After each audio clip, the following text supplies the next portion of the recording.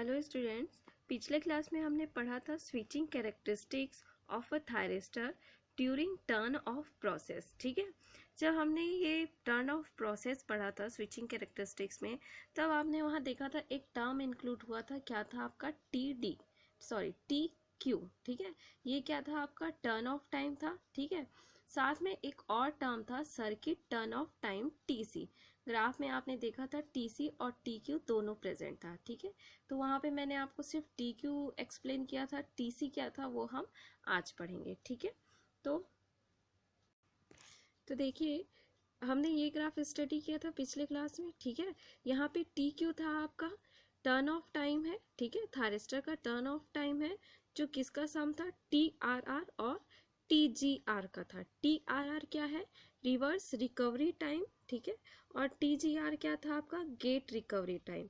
दोनों का सम क्या था आपका? टी क्यू था। ठीक है, टी क्यू क्या है आपका? थायरिस्टर का टर्न ऑफ टाइम है कि उसको टर्न ऑफ होने में कितना टाइम लग रहा है? T R R plus T G R. ठीक है, ये जो टाइम होता है टी क्यू, ठीक है, ये जो टाइम हो रहा है आपका टी क्यू, वो क्या होता है?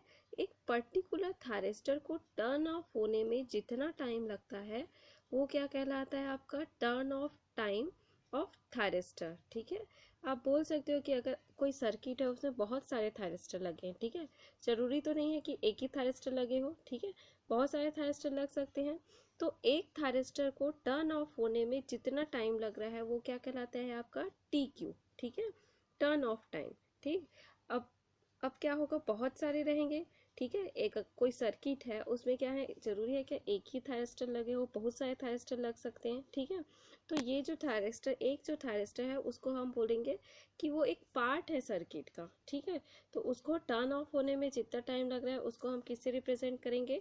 टी क्यू से रिप्रेजेंट करेंगे। ठीक है, डेफिनेशन देखते हैं इसका। It is the time required by device to complete its turn off process. ठीक है, कि मतलब जो टाइम रिक्वायर्ड हो रहा है डिवाइस को टर्न ऑफ प्रोसेस को कंप्लीट करने के लिए वो क्या कहलाता है आपका?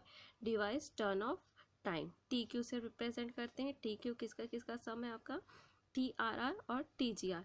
अब हम देखते हैं सर्किट टर्न ऑफ टाइम। ठीक है, circuit turn off time T C क्या है आपका? It is the time given by circuit for thyristor to complete its turn off process. ठीक है, मतलब ये सर्किट के थ्रू जो टाइम प्रोवाइड किया जा रहा है थायरिस्टर को कि वो अपने टर्न ऑफ प्रोसेस को कंप्लीट करे, वो क्या कहलाता है आपका? Circuit turn off time. ठीक है, मतलब अगर कोई सर्किट है उसमें बहुत सारे थायरिस्टर लगे हैं तो उस पूरे थायरिस्टर को अपना पूरा कम्यूटेशन ख़त्म करने के लिए जो टाइम लग रहा है वो क्या कहलाएगा आपका? Circuit turn off time.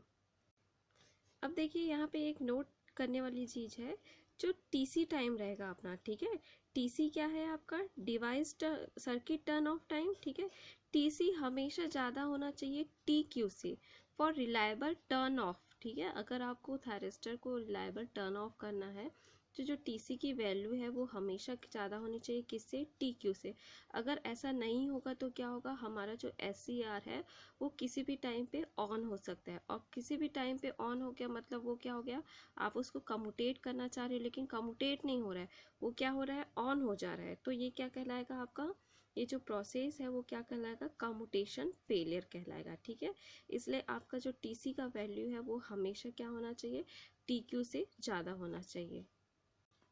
Diagram में आप देख सकते हो यहाँ पे जो टी क्यू की टीसी की वैल्यू है वो क्या है? टी क्यू से ज़्यादा है। ठीक है, तो ये दो टर्म आपको समझ आना चाहिए। टी क्यू क्या है आपका? डिवाइस टर्न ऑफ टाइम, और टी सी क्या है? Circuit turn off time.